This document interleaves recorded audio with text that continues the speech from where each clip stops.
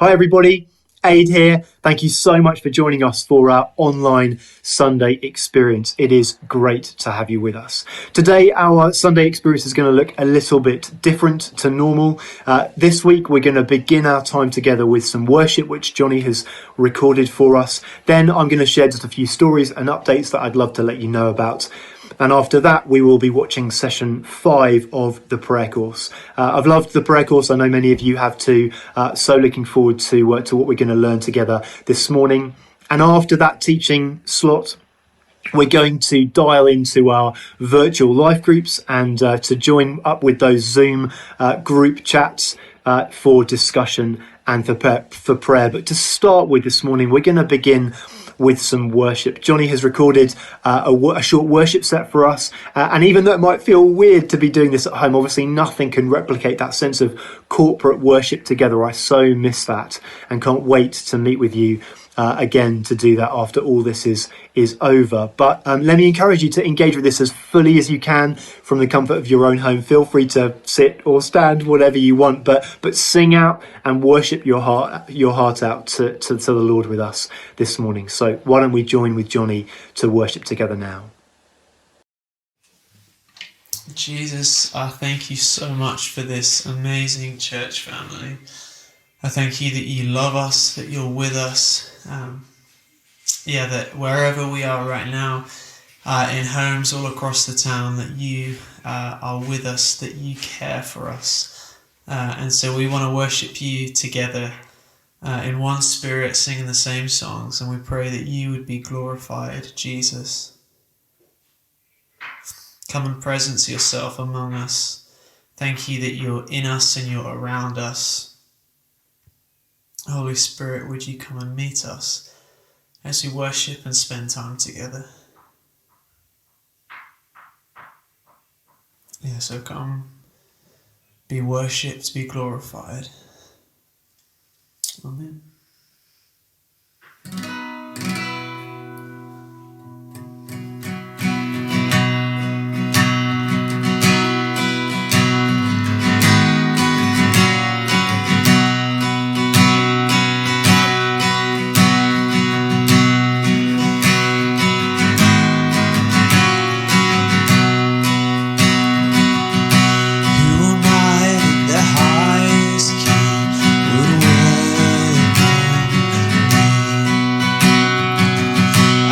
Lost, but he brought me, his love for me. Yes, his love for me. The sun sets free, is free indeed. I'm the child of God, yes I am.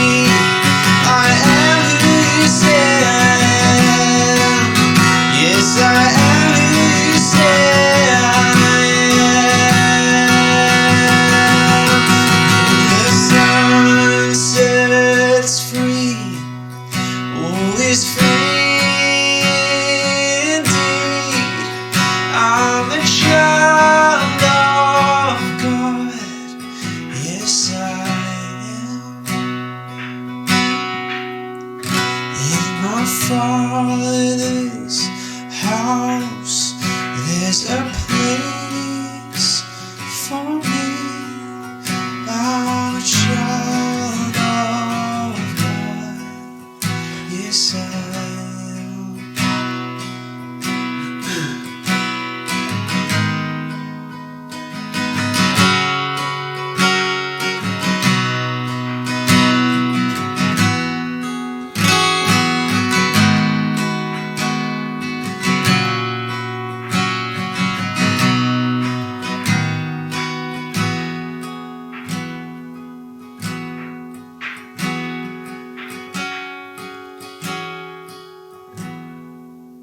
And how great the chasm that lay between us, how high the mountain I could not climb.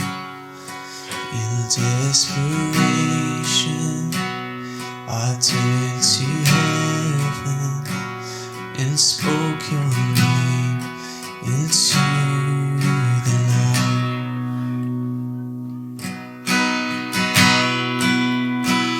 Then through the darkness, your loving kindness tore through the shadows of my soul. The work is finished, the end is written. Jesus Christ, my living hope.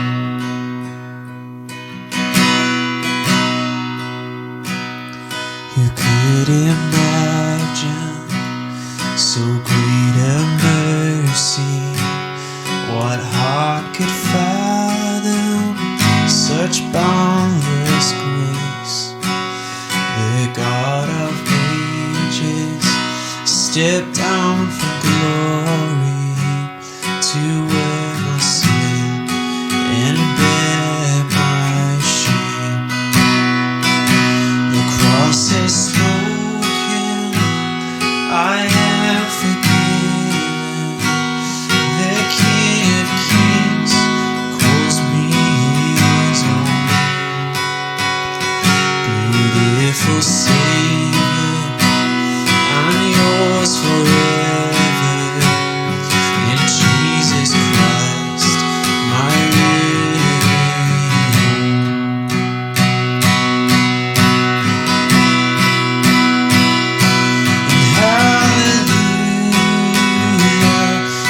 praise the one who set me free. Hallelujah. Death has lost its grip on me. You have broken every chain.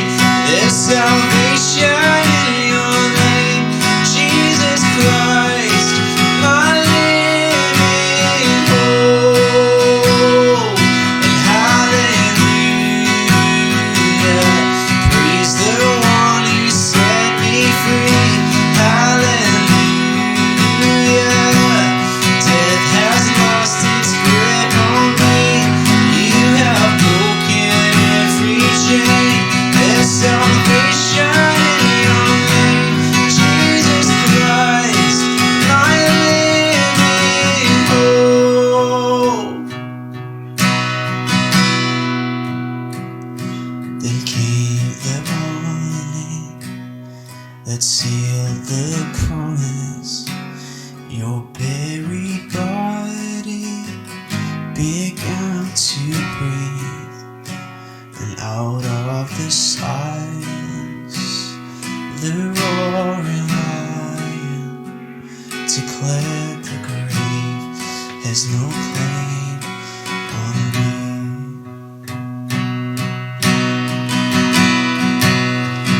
Then came the morning that sealed the promise. Your buried body began to breathe, and out of the silence, the roaring lion declared the grave has no claim on me. Oh Jesus, yours is the victory.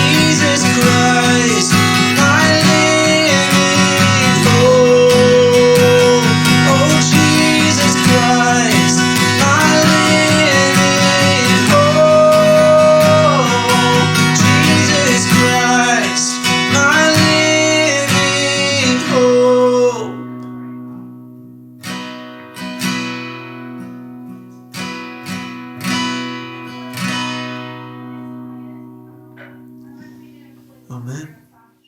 Welcome back, everyone. I'm really pleased that we could worship together, and I just want now to share with you some stories, some wins and highlights from the last week or so, and to update you on what's happening in the week ahead.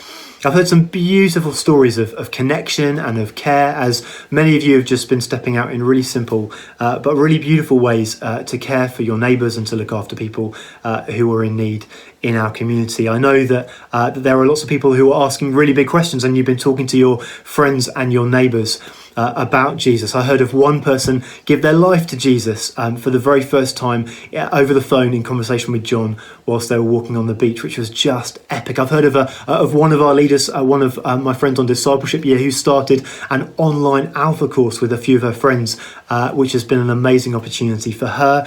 And I've heard of some online discipleship as well that's happening after our previous alpha course, with guys who have come to faith and still want to meet and still want to explore and to grow in their understanding of God. So there is some beautiful kingdom stuff that is still happening in our midst, and we want to rejoice with these good stories, but of course we also want to grieve together and to express our love and support and concern for those of you that are struggling at this time. Romans 12:15 tells us to rejoice when others rejoice, and we do rejoice with you at your good news stories, but also to mourn with those that mourn. And our hearts break for those of you who have lost loved ones in the past few days, and for whom this coronavirus crisis feels like it's creeping ever closer to you. Maybe those of you who are sick or who are self-isolating, or perhaps caring for those that are vulnerable. We love you and we're praying for you.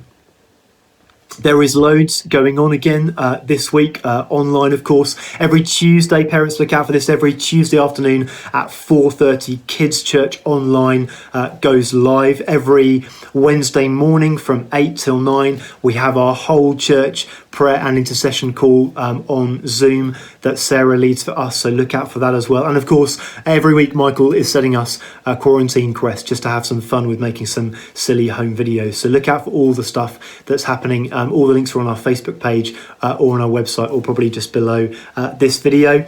I just wanted to also say to you that if you need help in any way, practically, doing your shopping, picking up prescriptions, taking your dog for a walk, running an errand, whatever it is, if you need help, please ask, please reach out for some help. The best place to do that, of course, is your virtual life group. If you don't yet have a virtual life group, then please get in contact with us.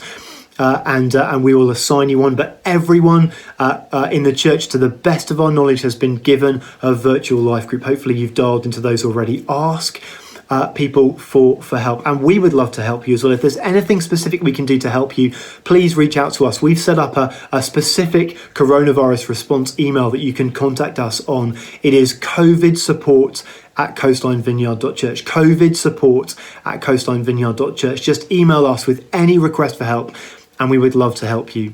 One other way that you can get help and support if you need it is we're making plans to relaunch our prayer clinic. This used to be a once a month evening prayer slot that you could book in for, but instead we're going to now offer it every single week. Hopefully on a Monday evening you can book an online prayer appointment to have someone listen to you and stand with you and pray for you for your particular area of need. So look out for the link in the newsletter and on our website and our Facebook page, and hopefully that's going to go live, I think, a week on Monday, and I'm looking forward to being able to offer that to you.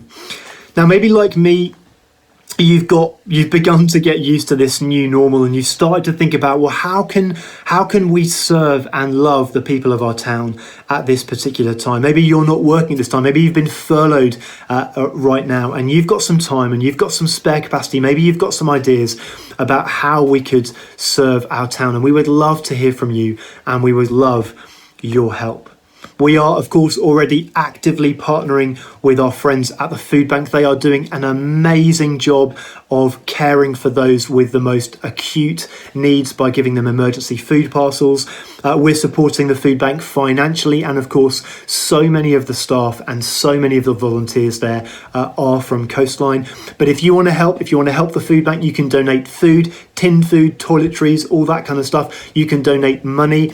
And of course, they would really appreciate our prayers at this time for their protection. And also, just to let you know, another mission opportunity, we have put together a very special COVID support team, a COVID response team. We're in the process of setting up a support team with a combination of staff and volunteers from Coastline, and this team will be assessing the current community needs and directing support to where it's most needed in the coming weeks. We've got a bunch of ideas, but there's a whole lot of other things that we'd love to put forward. But these include putting together community care packages, which we want your help to nominate people that you know are in need, that would appreciate groceries and other goodies, just as a way of practically showing the love of God and reaching out to them and caring for them. We're also in partnership with FaithWorks Wessex and their storehouse to provide food and toiletries for ex-rough sleepers who have now been provided accommodation. So we'll send you information about how you can get involved with that. And we've also set up a very special COVID support fund to try and help meet some of the most urgent needs of the people in our town right now. We've already received a large donation to kickstart this fund, but if you want to give specifically for the COVID support fund, we would love to encourage you to do this. And the details of how you can give are in the links below, but also of course on our website. Just go to coastlinevineyard.church/give, and there's all the information about how you can give specifically to that COVID support fund. There's going to be loads of stuff in the coming days and weeks about all sorts of creative ways that we want to be thinking more missionally, creative ways that you can love your neighbours. Our plan this week is to drop round with our local neighbours, just a fun little gift, just to congratulate them on surviving another week in lockdown. But we've got loads of exciting plans afoot, including we're going to launch Alpha online in the next few weeks. So look out for that, which is something that you can invite your friends to explore. But we would love to now begin to mobilise the church family to step up and to step out and to serve people and to be the hands and feet of Jesus right across our town. But now we're going to continue with our Sunday experience by watching session 5 of the prayer course with Pete, Greg and Poppy. This week, the teaching is on unanswered prayer. So why don't we watch that now together?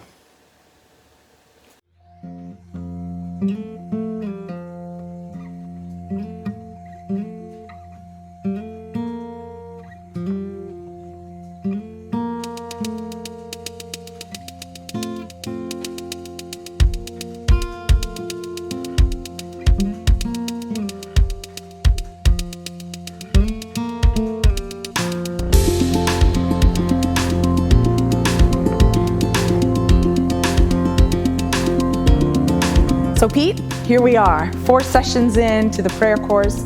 We've talked just over these sessions about a lot of great stories of answered prayers, but the truth is that it's not always that simple, is it? It's certainly not.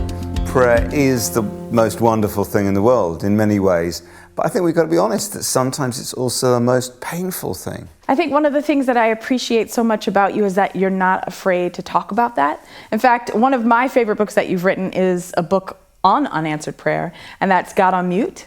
And I think you probably wrote that at a time when people were wanting you to write more books about miracles, right? Yeah, they really were. They were wanting me to be the guy who just tells everyone that prayer always works. Right. And actually, I felt I had to be honest about the fact that yes, prayer does work, and there really are miracles, but also that it doesn't always work the way that we need it to or want it to. And it can be incredibly painful. And that comes out of my own personal experience. But, you know, even just recently, a friend of mine, Tom, has just died. And I'm right now, if I'm honest, still processing that. As a Christian, asking God what went on. He died so suddenly, 15 weeks after diagnosis, aged just 40. He left behind a beautiful wife, 2 amazing young daughters. And we prayed, and it simply didn't work. And it's devastating. I don't know why God didn't heal him. But I do know this.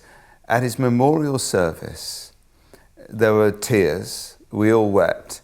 but there was also great hope because he knew Jesus and we know Jesus. And so this is the paradox of faith, right? Some people will know that that's the story in many ways of the 24/7 prayer movement. I think probably the first 18 months we felt like we had cracked the revival code and like we'd worked out, if we just pray in this way, we're going to see the kingdom come. And then for me, that was when my wife got very, very sick and very nearly died on numerous occasions. I've talked about it elsewhere, I talk about it in the book. And watching her slipping into epileptic fits again and again and again, the face you love more than any other. And she has a very dangerous kind of epilepsy. It means she has to get into hospital. And I prayed, of course I did. I cried out to God with every fibre of my being. And almost every time it's not worked. I mean, weirdly, a couple of times it has, but hundreds of times it hasn't. And so then you have to process, like, she's coming around in hospital the next morning and it's not just the pain and the logistics and the emotion, but it's, God, where were you? And so I'd moved from this position of thinking that our prayers could save the world to wondering whether they could even save my own wife. And we've just got to be honest about all of that stuff, I believe. That's really just so moving, Pete, and I appreciate your honesty so much. I think this is something that hangs in your house? Right. Well, in our bedroom, actually. When we were just getting through some of the worst of Sammy's illness, someone gave us this beautiful piece of art. And it's Psalm 30, verse 5, "Weeping may endure for a night, but joy cometh in the morning." And that hangs in our bedroom, facing our bed, has done ever since, wherever we've lived. It's such a promise that yes, there is nighttime, yes, there is weeping, especially for Christians, but we believe in the morning. We believe in the resurrection that comes after the death. So even for my friend Tom, there's weeping and there's a sense of darkness, but we know the third day comes. We know we'll see him again. We know joy cometh in the morning. That's the Christian paradox. Complete realism about the tears and the darkness of life, but also about the hope of dawn and the joy to come. But I suppose there are going to be some people that are going to say that just by talking about unanswered prayer, we're decreasing faith, that it's kind of counterproductive. Yeah. I feel really strongly about this because actually the Bible is so much more honest about unanswered prayer than the church is. About half the Psalms, maybe a bit more, aren't happy clappy. They are bitter lament. It's blues guitar, not nice happy music. And the word Israel means the struggles. So we are part of a faith that's all about wrestling. And Jesus himself said, in this world you will have trouble. And we don't put a nice filter on that on Instagram, you know. It's one of those ones we kind of avoid. And then talking of Jesus, he himself lives with unanswered prayer to this day because he prayed that his church would be united. And the last time I checked, that's not happened. The church is bitterly divided.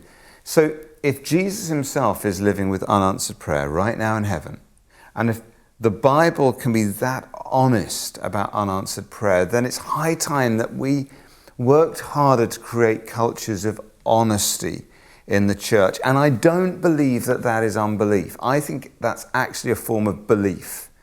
If you don't believe in God, then when your prayers don't get answered, you just say, well, that's because it's not true. But you ask the question, why didn't God answer? Because you believe in him, because you trust him, because you know he's real, because you know that he's loving. So it really is a form of faith to wrestle with these kind of things. It's not unbelief. But still, you know, even in the midst of that, and even when we admit it, it's still very difficult to understand, isn't it? Yeah, I mean, it really is. And I think this is where it is so profoundly meaningful for Christians that we believe in a God who came and suffered with us on the cross. In fact, I think if it wasn't for the cross, I don't think any of the rest of the Christian message would make any sense at all. It's this truth that at the crossroads of all human experience is a God who suffers. And there is such empathy and wisdom in that story. I'd like us to look at it now, actually, if that's Yeah. all right. This is Mark chapter 14. And we're going to look at verses 32 to 36. It's the story of the Garden of Gethsemane. So Jesus is in great turmoil as he prepares for the cross. They went to a place called Gethsemane, and Jesus said to his disciples, "Sit here while I pray." He took Peter, James, and John along with him, and he began to be deeply distressed and troubled. "My soul is overwhelmed with sorrow to the point of death," he said to them. "Stay here and keep watch." Going a little further, he fell to the ground and he prayed that if possible the hour might pass from him. "Abba, Father," he said, "everything is possible for you. Take this cup from me, yet not what I will, but what you will." So much in that passage that I think can really help us when we are struggling with unanswered prayer. The first thing is, notice how vulnerable Jesus is with his friends. We're told that he's overwhelmed with sorrow even to the point of death. And yet he very intentionally takes Peter, James and John, his three best friends, with him into his place of grief and asks them for their support. You've probably experienced this. I know I have. When you really suffer, there's such a temptation to hide and to isolate yourself away.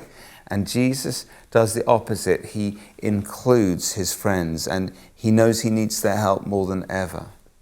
And then the next thing to note is that in Jesus' hour of greatest need, he pursued prayer. He knew that his friends were important, but that his Father's presence was the real great need of his soul. One word from the Father can bring more comfort than 1,000 from just some human mate. And then notice what Jesus prays. It's amazing that this vulnerable prayer is recorded for us in detail, probably because the three friends, Peter, James and John, overheard it and went into the Gospels.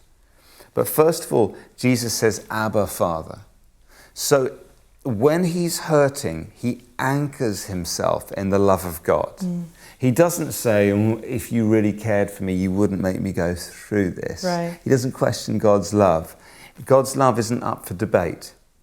And then he continues, he says, "Abba, Father, everything is possible for you." So having affirmed God's love, he affirms God's power.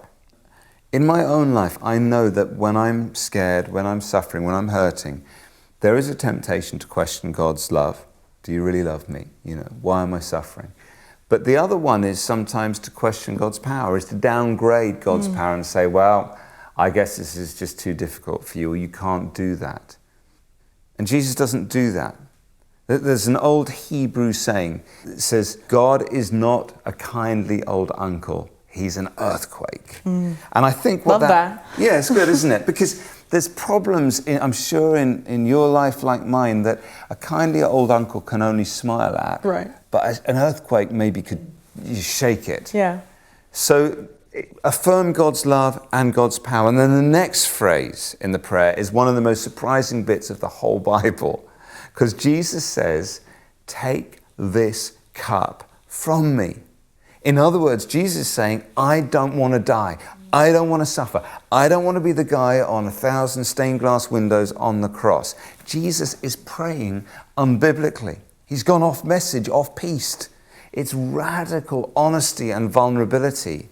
And it is essential that we are honest when we are hurting and scared and suffering.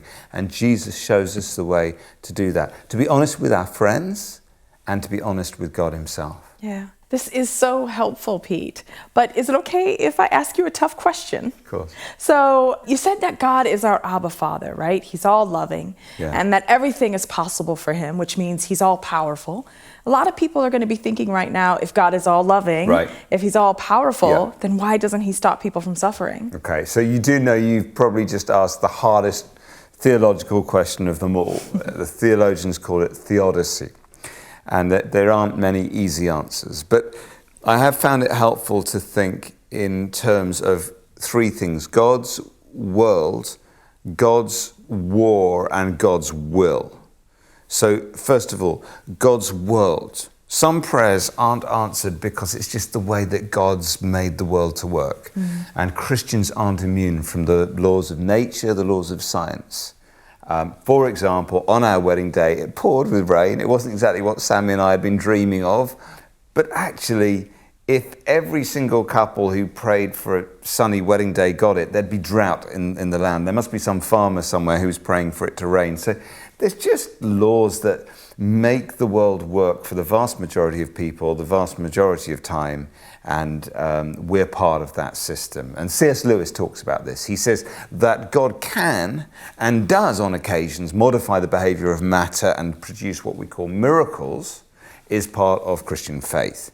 But the very concept of a common and therefore stable world demands that these occasions should be extremely rare. If God just does miracles all the time, the world's not going to work. Okay, I got that. So I drop a brick on my toe, but it doesn't float just because God loves me. Exactly. And then there's the next one. So that's God's world.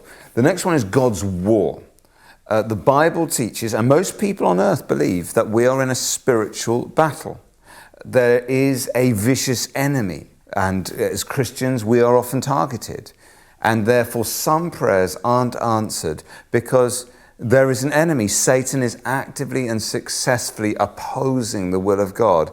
And it can hurt quite literally like hell.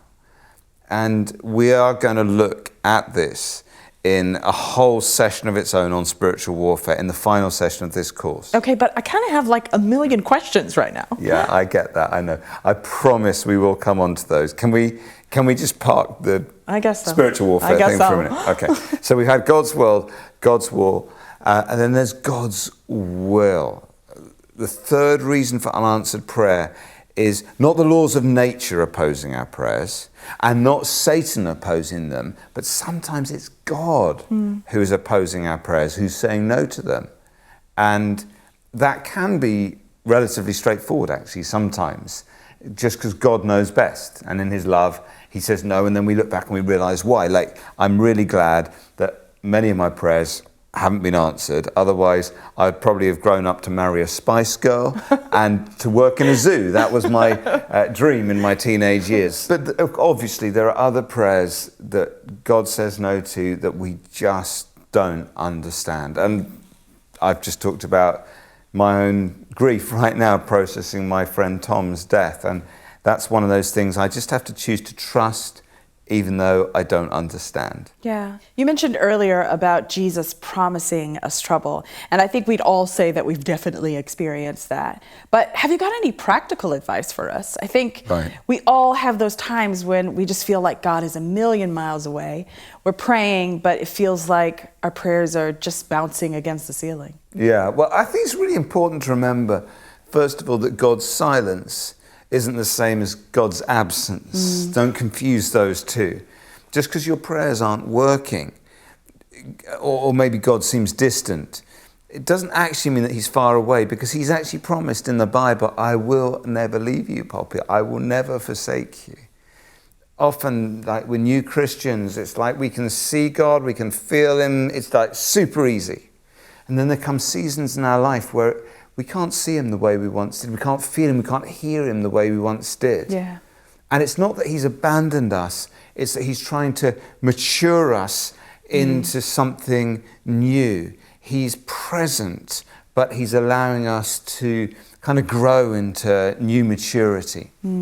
I think it was St. John of the Cross that talked about the dark night of the soul. Yeah, that's exactly right. Those are times when God seems to withdraw from us and immerses us in spiritual darkness. And yet those are often times of great spiritual growth and faith. There's like a bloody mindedness to true Christian discipleship. You see it in many of the great biblical heroes.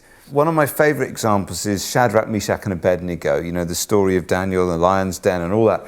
And there's this humorous moment, really, where Nebuchadnezzar says, like, if you don't bow down to my idols, I'm going to throw you in the fiery furnace. And they say to him, the God we follow can save us and will save us from your fire, O king. So that's real faith. It's like this defiant statement, right? And then they go, but even if he doesn't save us, we still won't bow down. So what is that? I think what that is faithfulness, right? Faith is, I trust God. He can do it. He can do miracles. He can answer my prayers. Faithfulness is, but even if he doesn't, I'm still going to follow and trust. And it's like when our prayers don't work and we're still true, our faith fills up. It becomes full faithfulness. It's like faith is God's gift to us, and then faithfulness is our gift back to God. It's those times when our prayers don't work and we're still true to him. Yeah. That is actually when we grow in character. So, Poppy, do you know, I bet you know some old man, old woman who's like been a Christian for years, gone through really hard times, but they just have this amazing trust and joy in life. Yes, absolutely. Right? And those are the people we all want to grow up and be like. And their story is never, I've had an easy life. It's always, I've had a hard life, but I've learned to trust God. And they often have this real simplicity. It's that bloody-mindedness, it's that faithfulness that's the filling up of faith. And it's been true to God even when it doesn't make sense. If our prayers were always answered, then faith is just a logical thing to do. But when it doesn't seem sensible, when our prayers aren't working but we're still true, that's faithfulness. I think, though, that's really challenging, though, right? And also maybe a little exciting, right? Because it feels like there's an objective, like there's some place that God is trying to take us. Yeah, exactly. The Apostle Paul says this amazing thing. He says that we can glory in our sufferings because we know that suffering produces perseverance, perseverance character, and character hope. And then he says, and hope does not put us to shame because God's love has been poured into our hearts. Isn't that beautiful? So good. Even in the middle of suffering, we can know the hope that comes from God's love. And we always want God to airlift us out of our problems, right? That's a miracle. That's an answer to prayer. Please, Lord. Right. And sometimes he does it. Yeah. But more often he parachutes in and he joins us in the midst of the trouble and the problem. That's been my experience, definitely, with Sammy's illness. He's often come very close to us in sometimes the scariest times. And so I'm learning to ask the question of God, where, not why. I find when I say to God, why did this happen? Why? He doesn't really answer me very much. But when I say, where are you in this situation? He always answers. And when we come to God with that question, where are you? We start to experience his presence even when we're going through hard times and disappointment. Yeah, that's really, really so helpful. Where, not why. Yeah. Parachutes, not airlifts. Right. God's world, God's war, and God's will. Faith and faithfulness. And you know, there's this one last little thing that helps link together both our understanding of God's will and Christ's prayer in the Garden of Gethsemane, where he utters that great prayer of relinquishment, where he says at the end, not my will, but your will be done. And that's the hardest prayer anyone can ever pray. When we're in those situations and we're scared and we're hurting and God doesn't seem to be answering our prayers the way we want or maybe even need, and we come to that place of saying, not my will but yours be done. It's a prayer of relinquishment. It's a darker kind of trust. You know, every fibre of your being wants God to just parachute in and rescue you, but you just say, I'm going to trust you regardless. When Sammy went into the MRI scanner, completely alone, couldn't even take her wedding ring in, she was so scared that she just puked everywhere. And then it's like, how do you prepare as a Christian? How do you prepare to go back into that? That's the valley of the shadow of death for her. Yeah. Right. And what she did was she memorized Psalm 91. It's quite a long psalm, but it's all about God being with us and his promise of hope and life. And so they you know, when they put you into the tube, they say, do you want the radio on? Trust me, when you're in the valley of the shadow of death, you do not want like Britney Spears in there with you. Right. So she just recited Psalm 91. And she came out of that and she said, Pete, I experienced the presence of God in there with me. I didn't feel alone. Even there, you couldn't be there, but he was there with me. And that's the good news that we have in Jesus, that he is with us always. His silence, remember, is not his absence. And even when we don't understand, we can still trust. That's so, so good. I feel like this episode is really important. It's really important to acknowledge that there are people out there right now who are just hurting. I hope that this session has given people some answers in their heads, like some of the questions. It's important to think about that stuff. But the most important thing is that people find some of God's presence in their hearts. People are going through really hard times. So as we finish with this prayer, let's do that. Let's pray the actual prayer of Jesus in Gethsemane. And I'm aware that for some people watching this is a darker kind of trust. Yeah. But yeah, let's pray. Let's do it. Abba, Father, everything is possible for you, God. I thank you so much, God, that you love me so deeply, especially when I'm hurting, and that you have the power to answer my prayers. God, there's so many times that I want to pray this prayer, take this cup from me. I don't want to suffer. But God, not my will, but your will. I trust you, God, even when I don't understand. Give me faith, and God, teach me to be faithful. Amen.